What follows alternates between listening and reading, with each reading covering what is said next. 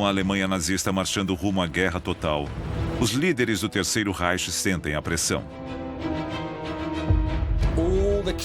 Todos os membros chaves da liderança disputavam entre si, tentando chegar o mais perto possível do centro do poder, um puxando o tapete do outro. Göring, Goebbels e Himmler mantêm suas posições, mas por pouco. Mas é Martin Bormann, o cão de guarda de Hitler, quem está por cima. Ele deve ter pensado, eu cheguei lá. O grande perdedor é o delegado do Führer, Rudolf Hess. Ele estava pirando, começou a acreditar em coisas cada vez mais malucas. Mas ele bola um plano secreto. É uma ideia absurda, irresponsável e perigosa. Deve ser o plano mais louco já inventado. Esta é a história dos asseclas de Hitler. Os ciúmes, as disputas internas e a bajulação que criarão um monstro e alimentarão os maiores horrores do Terceiro Reich.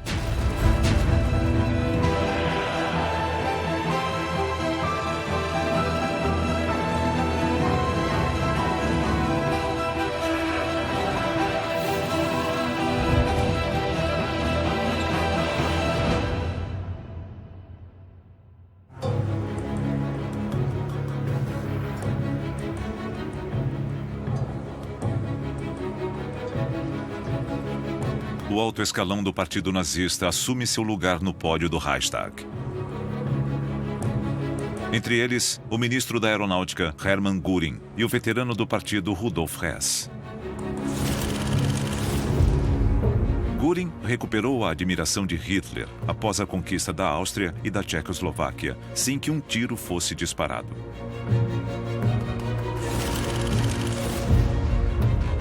Mas Hess, apesar do título de delegado do Führer, não está contente.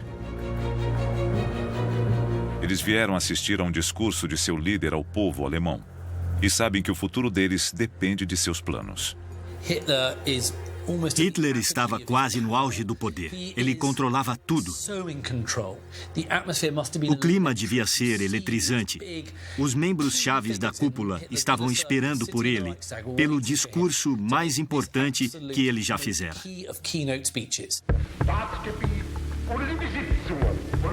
Hitler diz que não deseja nada além de paz, zombando a Inglaterra e os Estados Unidos por exigirem garantias de que a Alemanha não invadirá seus vizinhos. Ele lê uma longa lista de países contra os quais o Reich não tem nenhuma intenção hostil. Liechtenstein, Luxemburgo, Polen, Ungarn, Rumänien, Jugoslawien, Russland, Bulgarien, Türkei, Irak, Arabien, Syrien, Palästina, Ägypten. Mas ele diz que o Reich tem interesses e exigências legítimos, incluindo a devolução do território alemão na Polônia à mãe pátria. Nós tomamos nossas decisões, nós decidimos nosso destino. Esse era o tipo de discurso que fazia sucesso entre delegados nazistas, que afinal eram os nazistas mais fanáticos de todos.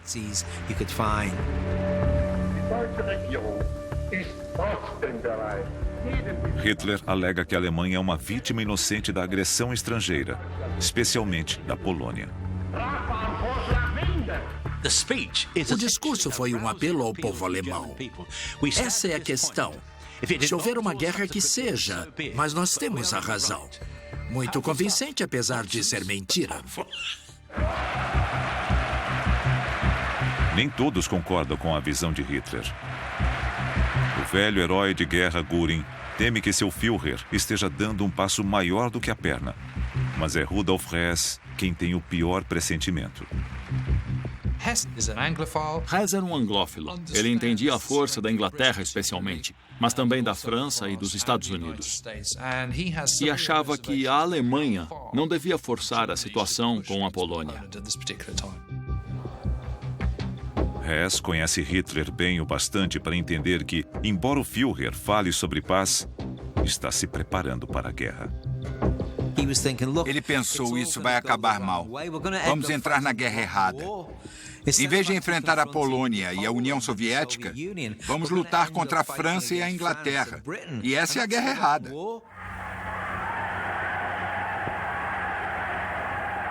No passado, Hess foi o principal confidente de Hitler. Die Partei ist Hitler! Hitler aber ist Deutschland! Die Deutschland! Hitler! Hitler! Sieg! Sieg! Sua devoção a Hitler é fanática.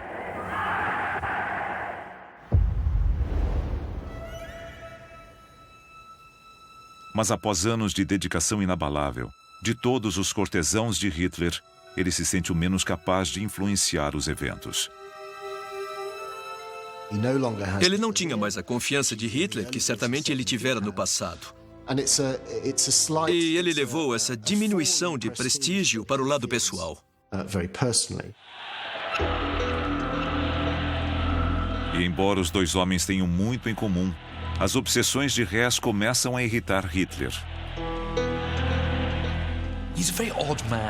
Hess era um homem muito estranho.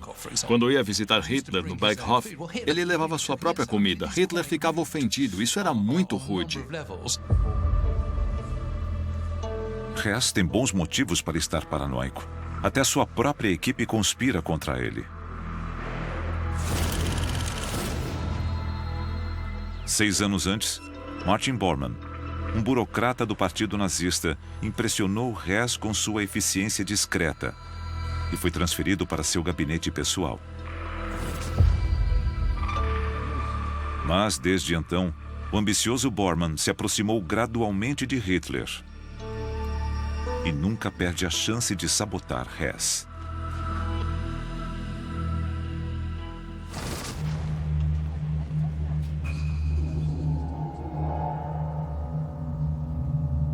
Para uma raposa como Bormann, seu chefe é um alvo fácil, pois ele está ficando obcecado por pseudociências, como astrologia e horóscopos. Ele era uma dessas pessoas que tem muito dinheiro e muito tempo livre e não sabem o que fazer. Hess sempre se interessou por ocultismo, o que hoje chamamos de esoterismo. Ele se interessava por magia negra, astrologia, divinação, pêndulos, telecinese.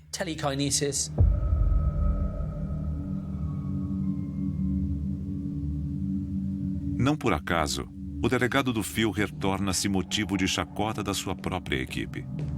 Certa vez, um assessor entra em seu escritório e se depara com o vice-líder do Partido Nazista tentando controlar com a mente uma cadeira.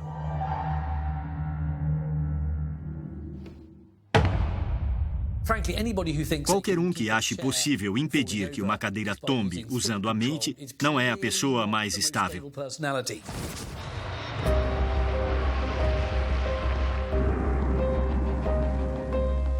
A insegurança de Hess aumenta quando ele descobre que líderes nazistas foram convocados a uma reunião crucial na chancelaria do Reich para planejar a invasão da Polônia. E ele não foi convidado. Sem dúvida, Hess ficou decepcionado. Onde eu errei? O que preciso fazer para recuperar o meu posto? Por que fui deixado de fora? Ele não era um político sagaz e estava cercado de pessoas como Göring e Himmler, que eram.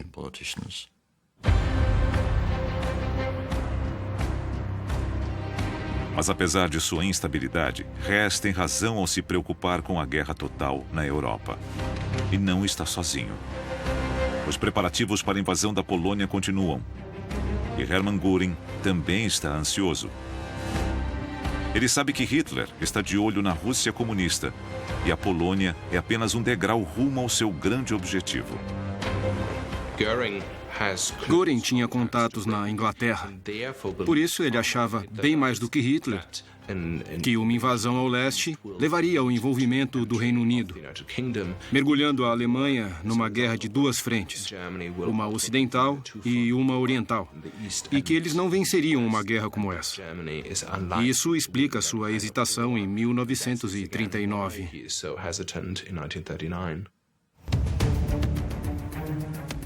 Para Hitler, a Inglaterra está blefando e não defenderá a Polônia. Göring teme que o Führer esteja subestimando Londres, mas entende que seu líder não mudará de ideia. Então, ele faz um recuo tático.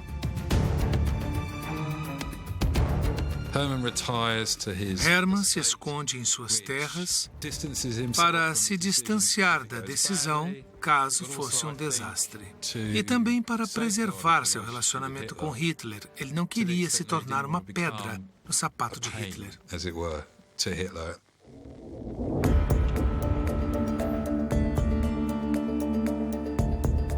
Ansioso para provar seu valor, Hess tenta persuadir a Inglaterra a parar de apoiar a Polônia. Ele convida um político britânico importante, Lord Buxton, à Alemanha, para conversar. Mas até ele pode ver que Hess não tem mais poder para conter o Führer. O Lord Buxton voltou e disse, olha, o Hess já era. Ele não tem nenhuma influência sobre Hitler. E ele é contra a ideia de invadir a Polônia e provocar uma guerra contra a Inglaterra. Mas acho que ele não pode fazer nada.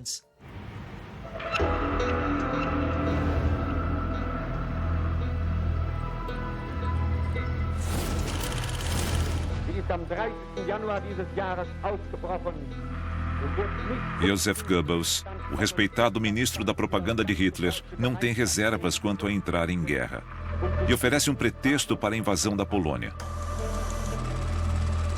Sua máquina de propaganda produz matérias, algumas delas narradas em inglês para o público internacional, dizendo que poloneses descendentes de alemães estão sendo atacados. Thousands of them flee before the persecutions of Polish gangs. Their homes are systematically burned down and devastated by the Poles. Mas todas essas notícias são falsas. Eles baseiam toda a mensagem no sentimento antipolonês nutrido pelo público alemão. Goebbels instigou isso. Foi fácil para ele incentivar essa hostilidade e pregar a guerra contra a Polônia.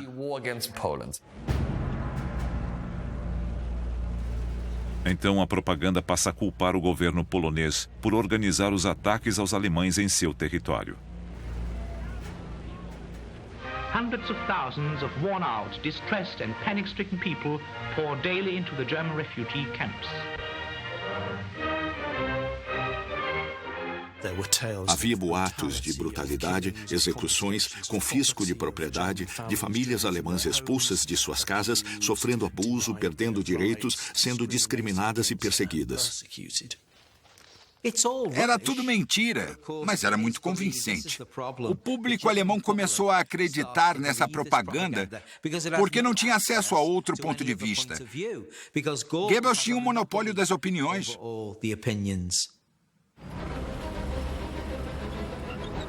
As histórias falsas cumprem seu papel. Equipamento militar alemão é levado até a fronteira com a Polônia e preparado para entrar em ação. Goebbels montou a fogueira. Agora só precisa de uma faísca para acender as chamas da guerra.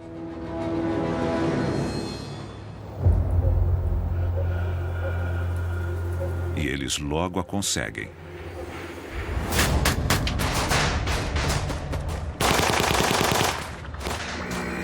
A estação de rádio alemã próxima à fronteira com a Polônia é atacada. Alguns dos agressores são mortos. Eles são soldados poloneses. Na mesma noite, a rádio de Berlim transmite a notícia sobre a provocação ultrajante. Mas nem tudo é o que parece. Foi tudo forjado. Uma ideia do chefe da SS, Heinrich Himmler. Os agressores eram, na verdade, os soldados da SS, usando uniformes e armas poloneses. E os corpos deixados no local também não eram de poloneses. Prisioneiros de um campo de concentração foram tirados de suas celas, mortos, vestidos com uniformes do exército polonês e despejados perto da estação de rádio alemã para parecer que tinha ocorrido um ataque do exército polonês. Agora Hitler tem uma desculpa para retaliar. A guerra começará em poucas horas e Göring sabe disso. Ele estava furioso, falando: meu Deus, é agora, é o fim da Alemanha. Mas para sobreviver na cúpula nazista é preciso pensar rápido. E o líder da Luftwaffe se controla. Quando supera o choque e o desespero, ele diz: mas o Führer é magnífico. Somos pequenos comparados à grandeza dele e temos que fazer a sua vontade.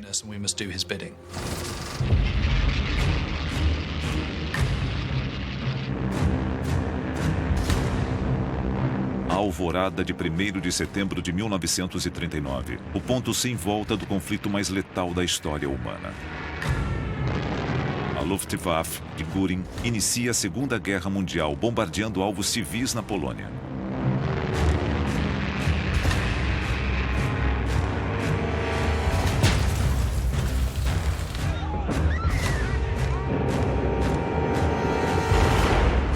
Então, os navios de guerra da Kriegsmarine se juntam ao ataque.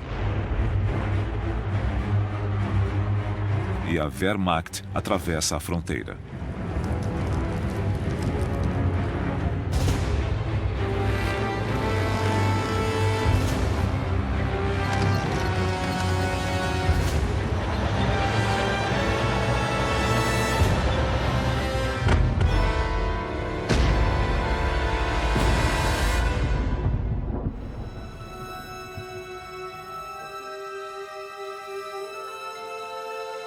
Agora que o conflito começou, com entusiasmo renovado, reza-se nos documentos que incorporam o território polonês ao Terceiro Reich. Sua devoção fanática a Hitler supera qualquer dúvida pessoal em relação à guerra. Hess percebeu que precisava fazer o que Hitler quisesse. E se Hitler queria invadir a Polônia, ele podia ajudar ou não. 2 dias após a invasão, todos os planos mudam quando a Grã-Bretanha declara guerra.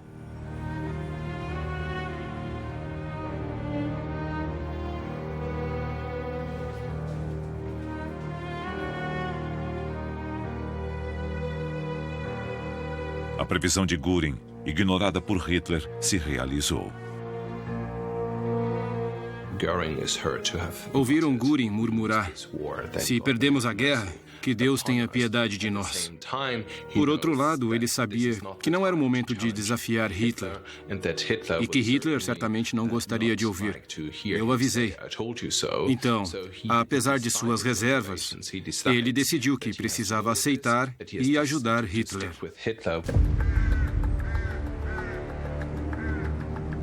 A Inglaterra pode ter entrado na guerra, mas não consegue impedir que a Alemanha domine a Polônia em 5 semanas.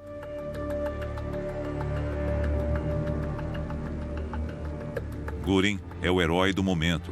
Mais uma vitória em seu currículo após a anexação da Áustria e da Tchecoslováquia.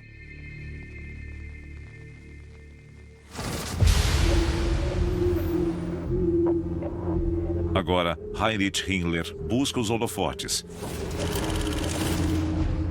Ele usa a SS para esmagar qualquer resistência.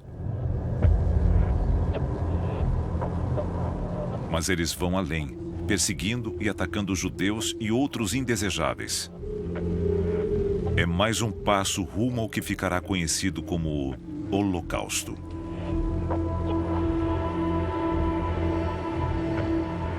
Por enquanto, a grande campanha de Hitler por novas terras ao leste corre como planejada. Mas agora, a cúpula nazista enfrentará uma ameaça existencial, que surge no berço do Terceiro Reich. No outono de 1939, a liderança do partido se reúne em Munique para celebrar o golpe fracassado de 1923. Como sempre, Hitler fará um discurso na cervejaria Bilgerbrau, onde tudo começou. Ele pretende voltar de avião a Berlim na mesma noite. Mas com um nevoeiro sobre a capital da Bavária, é obrigado a mudar de planos. Seu piloto Hans Bauer disse que não podiam decolar. Então ele decidiu voltar de trem, o que significava que o discurso dele na cervejaria teria que ser abreviado, para que Hitler deixasse a cervejaria mais cedo. Um fotógrafo está lá quando Hitler inicia seu discurso antes do programado. O Führer deixa a cervejaria assim que termina. Exatamente 30 minutos depois.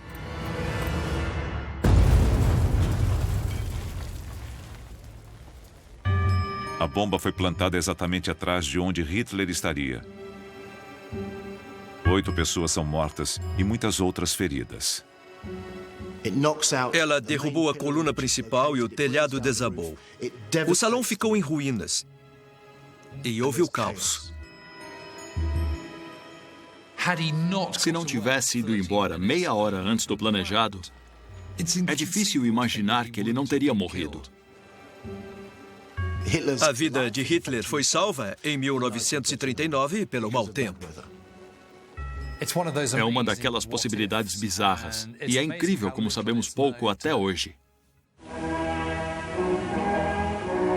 Cada século à sua maneira tenta capitalizar a tentativa de assassinato e usá-la para cair nas graças do Führer.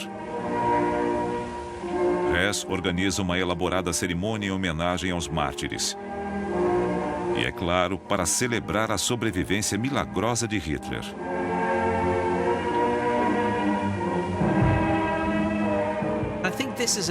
Foi uma tentativa de dizer, eu ainda estou aqui, eu ainda amo o Führer, eu quero voltar à órbita dele. Foi uma atitude desesperada e patética. Goebbels também não hesita em tirar proveito do ataque. Ele informou aos jornais, quase palavra por palavra, o que eles deviam dizer. Basicamente era, só pode ser obra dos ingleses. A culpa é do nefasto serviço secreto britânico, justificando a guerra contra os ingleses e franceses. Mas, como sempre, com Goebbels é mentira. A bomba não foi obra de agentes inimigos. Ela foi plantada por um alemão agindo sozinho. Georg Elser queria impedir a guerra, temendo o sofrimento humano que ela causaria. Ele é pego tentando fugir pela fronteira com a Suíça e confessa. Ele acreditava, em retrospecto, corretamente, que Hitler estava levando o país de volta à guerra. E, ao contrário de seus compatriotas, que também tinham dúvidas em relação a Hitler, ele decidiu fazer algo a respeito, o que mostra a coragem de Elser. Para Heinrich Himmler, o encarregado da segurança pessoal de Hitler, a tentativa de assassinato é uma péssima notícia. Himmler ficou absolutamente furioso. Aquilo era da alçada dele.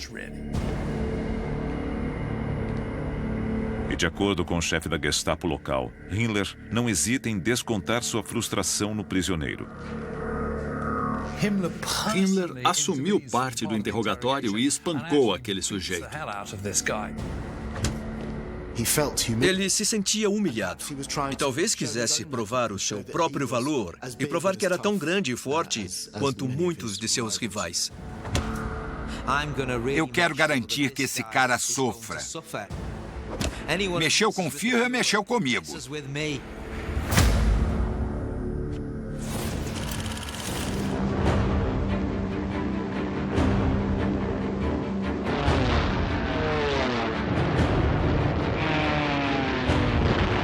Primavera de 1940. Com a Luftwaffe de Göring à frente, Hitler lança a fase seguinte de seu grande plano para conquistar a Europa.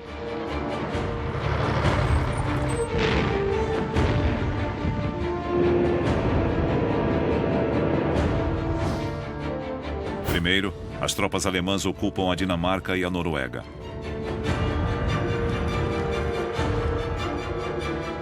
Então, uma enorme força invasora avança sobre Luxemburgo, Holanda, Bélgica e então derrota a França em 6 semanas.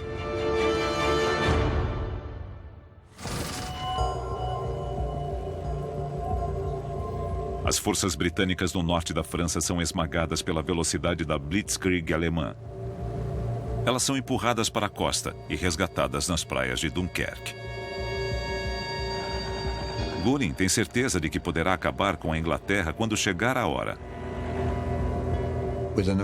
Em 2 meses, a situação da Alemanha na Europa tinha mudado, assim como a situação do séquito de Hitler.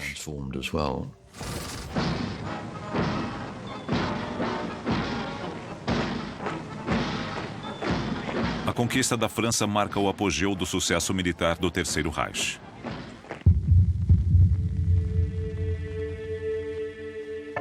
É o triunfo de Hitler. Esta vitória era sua grande ambição e uma doce vingança pela derrota humilhante na Primeira Guerra Mundial. Göring se deleita com o sucesso do Führer.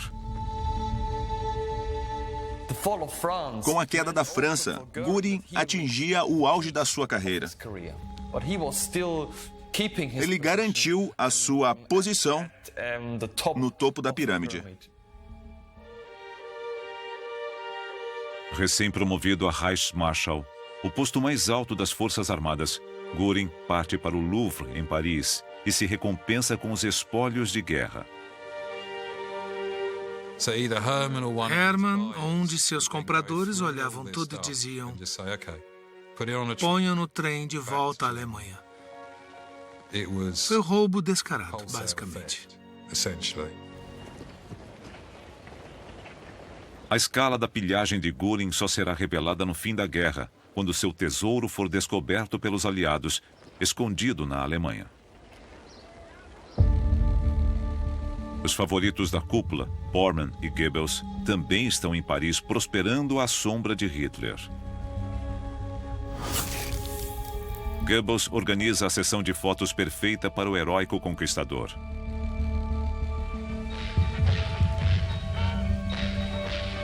Mas um líder fica de fora da festa em Paris.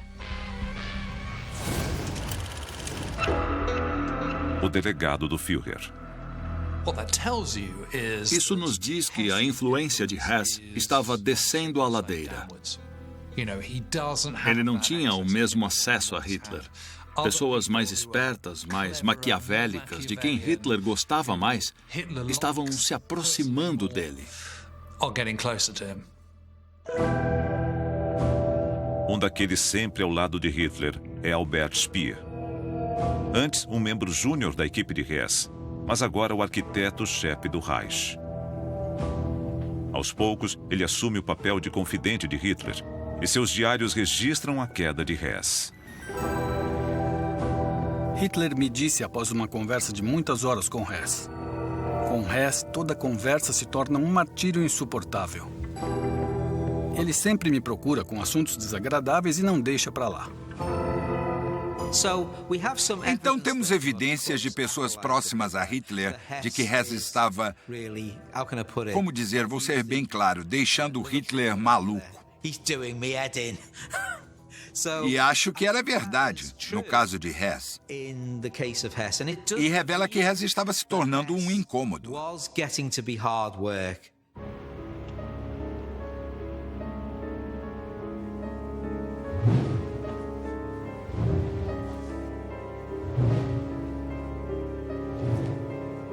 À margem da cúpula nazista, Hess está sentindo a pressão, e os outros podem ver. Göring sugere que o delegado do Führer use poderes psíquicos para adivinhar se as cartas trazem notícias boas ou ruins. Enquanto Hitler para de levá-lo a sério, dizendo: só espero que ele nunca precise assumir o meu lugar. Eu não saberia de quem sentir mais pena, de Hess ou do partido.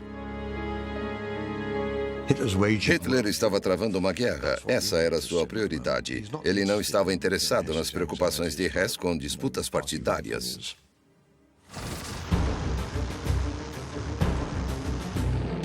Pouco mais de 3 semanas após a rendição da França, a Luftwaffe de Göring lança um ataque à Inglaterra, o prelúdio de uma invasão.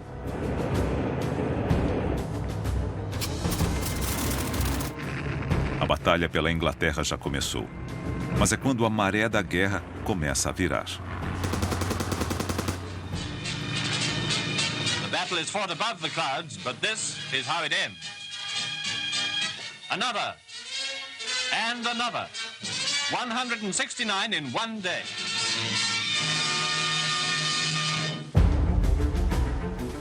Surpreendentemente, a Força Aérea Real contém um ataque. E a Blitz, o bombardeio intensivo de cidades e indústrias por todo o país, não diminui a determinação britânica. Pela primeira vez, a máquina de guerra alemã não parece tão invencível. Isso revelou um dos grandes pontos fracos de Göring. Embora ele fosse um herói de guerra, não tinha formação como oficial e não sabia o que estava fazendo como comandante em chefe da Luftwaffe.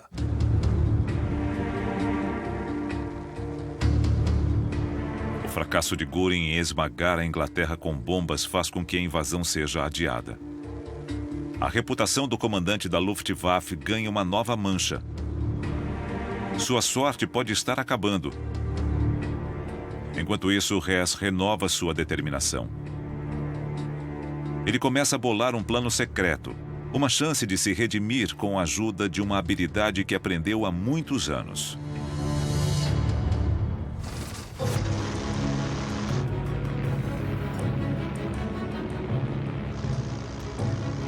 Hess é um piloto experiente.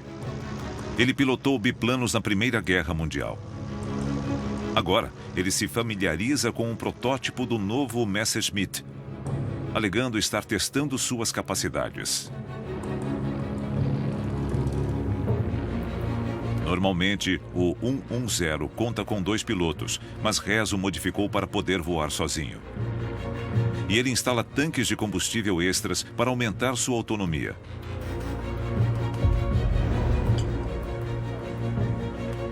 Hess sabe que Hitler está se preparando para invadir a Rússia e entende que a Alemanha não pode travar uma guerra longa em 2 frentes.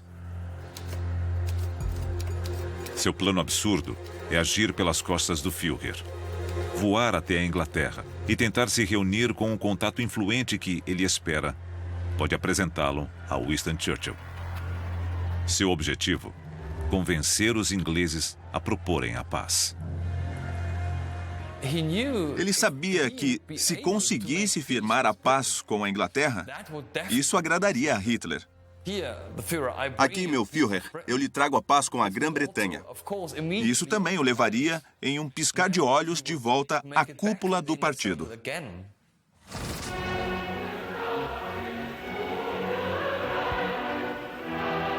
A pessoa que Hess espera usar como mensageiro é alguém que conheceu 5 anos antes, quando os Jogos Olímpicos ocorreram na Alemanha.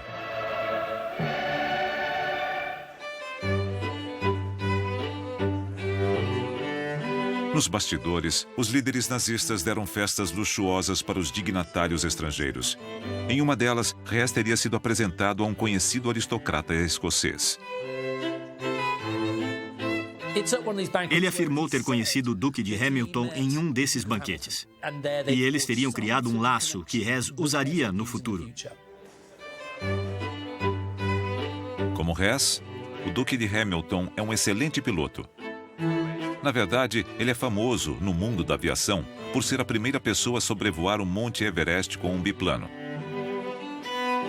Para Hess, o ousado aventureiro com um título sofisticado era uma figura central na elite britânica. Alguém bem relacionado, próximo à realeza e talvez com acesso direto à liderança britânica.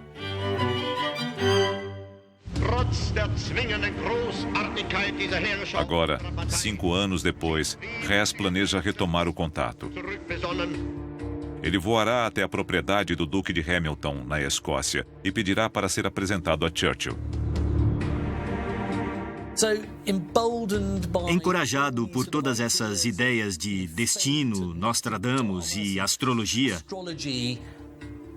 Hess concluiu que tinha uma última carta na manga. E se desse certo, ele teria a gratidão eterna não só de seu amado Führer, mas também do povo alemão.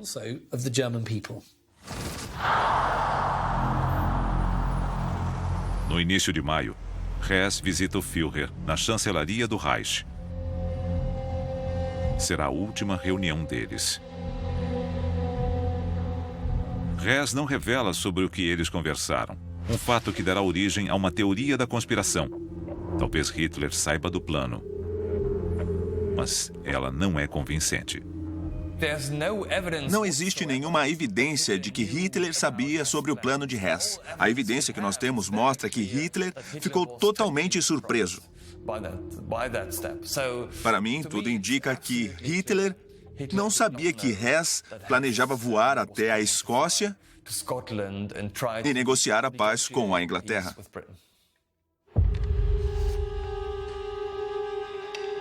Seis dias após a reunião, o episódio mais bizarro da Segunda Guerra Mundial começa a se desenrolar. Rudolf Hess explica suas intenções em uma carta a Hitler. Então, ele parte, dizendo à sua esposa Ilsa que voltará em alguns dias.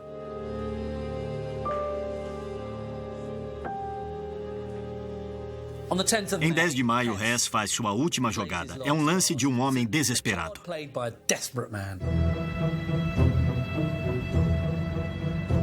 Hess dirige até o aeródromo.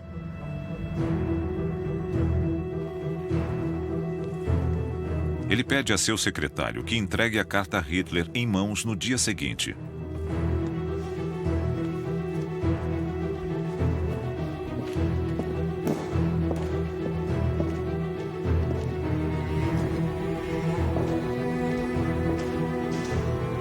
Agora não há mais volta.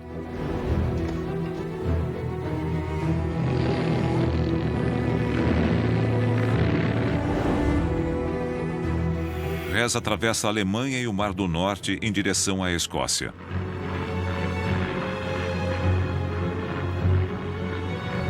Ele navega pelo espaço aéreo inimigo e atinge o seu destino ao sul de Glasgow. Mas, com a noite chegando, ele não enxerga onde aterrissar.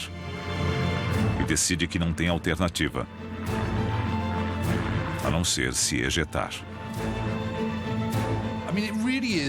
É absolutamente extraordinário. Ele nunca tinha sequer pulado de paraquedas. Era o vice-líder do Partido Nazista em uma missão solitária, em um Messerschmitt 110 sobrevoando a Escócia, indo para um lugar onde nunca esteve e depois saltando de paraquedas pela primeira vez na vida. A história toda seria impossível inventá-la. Mas apesar de todos os perigos, Hess aterrissa em segurança. Aquilo foi quase um milagre. Quando ele pousou, tinha sobrevivido a um voo épico e a um salto épico de paraquedas. E deve ter pensado, talvez a sorte esteja do meu lado.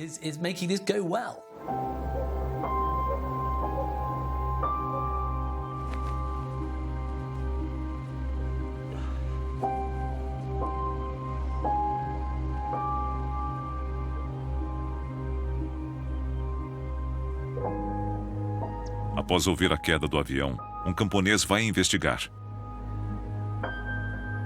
E fica cara a cara com o delegado do Führer. "Eu sou alemão", anuncia o articulado intruso. "E tenho uma mensagem importante para o Duque de Hamilton."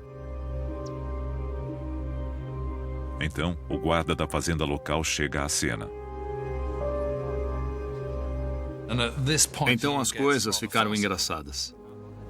O que aconteceu a seguir foi digno de uma comédia inglesa antiga. O fazendeiro o levou para casa e lhe deu um chá, como um bom britânico. Nós somos assim, todos ganham uma xícara de chá, incluindo o segundo nazista mais importante. Mas as boas-vindas duram pouco. Finalmente, ele foi levado a um alojamento onde ficou detido e seus problemas realmente começaram. O prisioneiro é identificado como o vice-líder inimigo. Não é a recepção que ele esperava.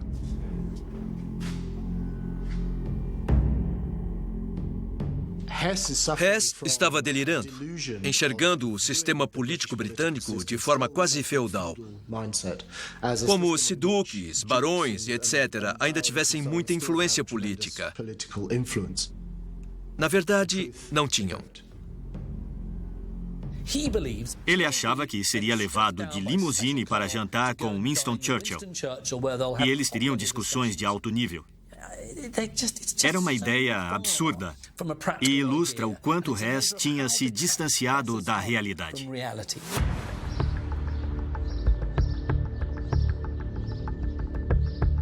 No mesmo fim de semana, Adolf Hitler está aproveitando uma folga em seu retiro na Bavária, o Berghof.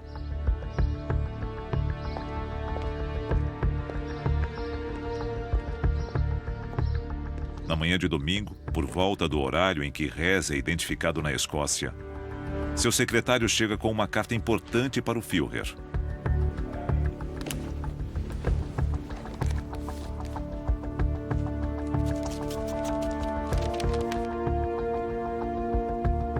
Meu Führer, quando receber esta carta, eu estarei na Inglaterra. Como pode imaginar, a decisão de dar esse passo não foi fácil para mim. Hess disse, eu fiz isso pelo seu bem, meu Führer, e pelo bem da Alemanha. A guerra com a Inglaterra não é do nosso interesse. Devemos firmar a paz. Meu Führer, se este projeto, que admito tem poucas chances de sucesso, terminar em fracasso e o destino decidir contra mim, isso não pode prejudicar ao senhor ou à Alemanha. Sempre será possível para o senhor negar toda a responsabilidade. Diga apenas que eu sou louco. No alto do Obersalzberg, daquela montanha, formou-se uma tempestade. E no centro dela estava Hitler, tomado pela fúria. Seu colega mais fiel tinha pegado um avião no meio da noite e ido embora sem contar a ele.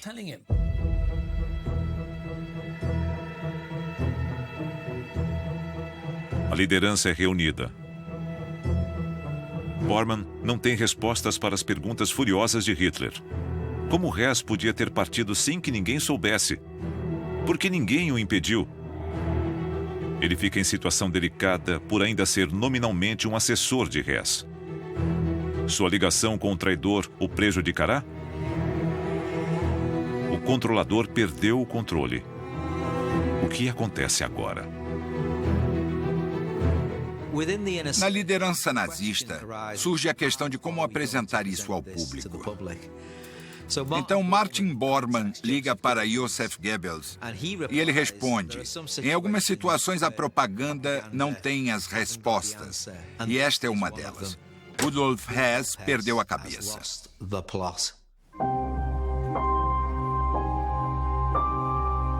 Em seu diário, Goebbels resume o clima na cúpula. A questão toda é uma grande confusão no momento. Um golpe duro, quase insuportável. O Führer está arrasado. Que imagem para o mundo. O delegado do Führer, um homem mentalmente perturbado. Terrível e impensável. Agora temos que aguentar firme. Goebbels faz exatamente o que Hess sugeriu. Suas estações de rádio informam que Hess está louco. A letter he left unfortunately shows in his confusion the evidence of a mental derangement, which leads us to fear that party member Hess has fallen victim to a delusion. A notícia também sugere que o avião do delegado do Führer provavelmente caiu ou sofreu um acidente. Isso, no que diz respeito ao séquito de Hitler, encerra o assunto.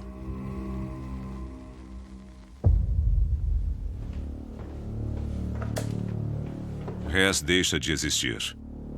Ele nunca mais deve ser mencionado em público. Mas uma pergunta desconfortável permanece na mente de muitos alemães, embora ninguém ouse fazê-la em voz alta. Se Hess estava louco, como ainda mantinha o posto de delegado do Führer?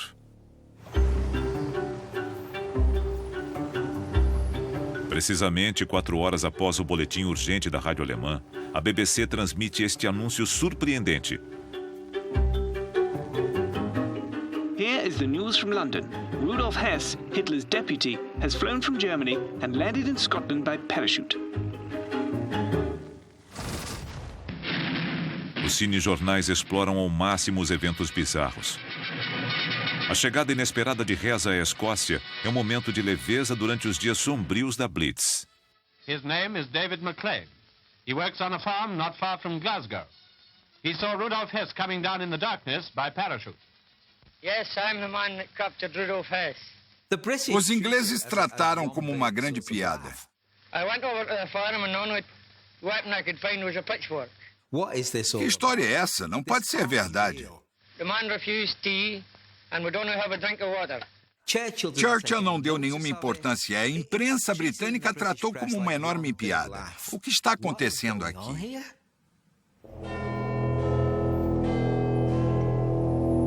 Rudolf Hess acreditava que ia tomar chá com Churchill. Em vez disso, é levado para a Torre de Londres.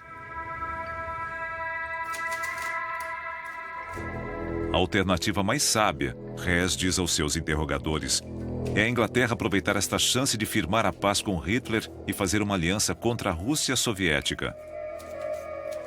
E se o rei der carta branca para a Alemanha nazista na Europa continental, a Inglaterra e o Império Britânico não serão perturbados.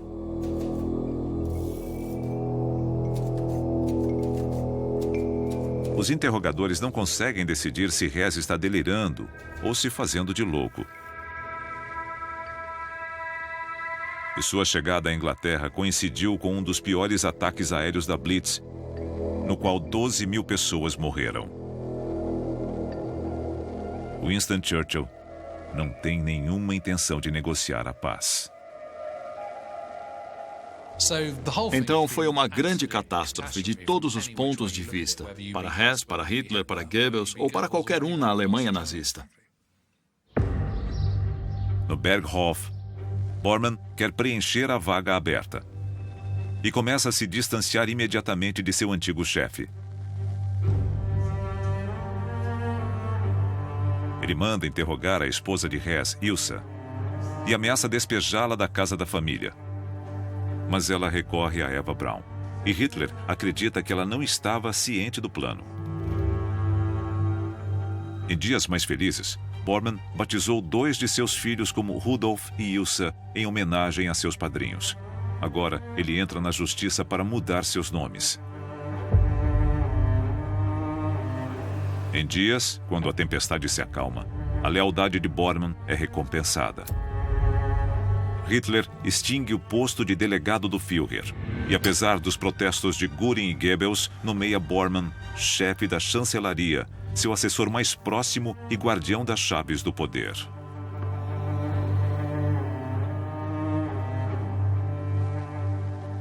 Com a esperteza de uma raposa, o homem por trás da cortina finalmente chega ao auge de sua carreira, no centro de toda a injustiça, violência e terror do Terceiro Reich.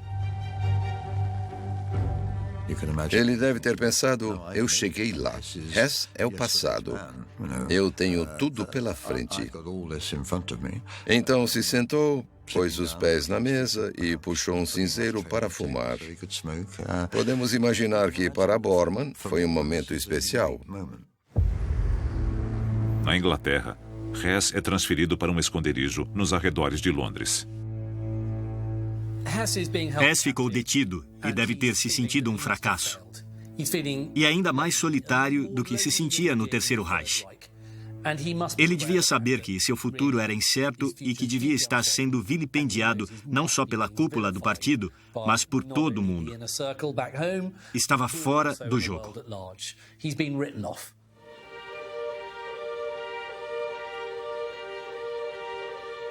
Hess é tomado pelo desespero. Para ele só há uma saída. Ele chegou ao fundo do poço e tentou se matar. E se jogou do mezanino no saguão do prédio. Mas Hess fracassa novamente. Ele quebrou a perna ao cair. Sentiu uma dor enorme. Deve ter sido seu ponto mais baixo. Não só tinha falhado em sua missão, como também em tirar a própria vida.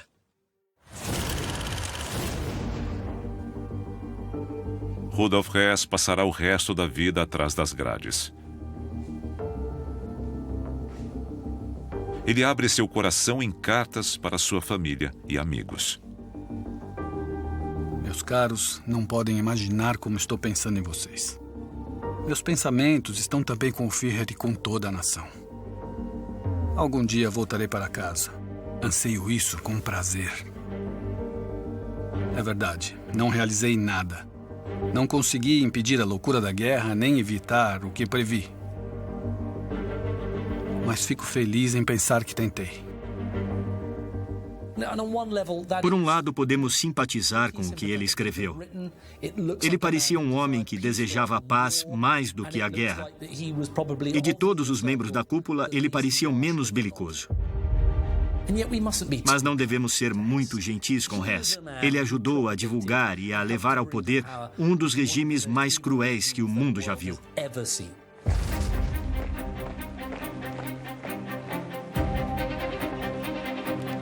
Com um homem a menos, os asseclas de Hitler reavaliam suas posições.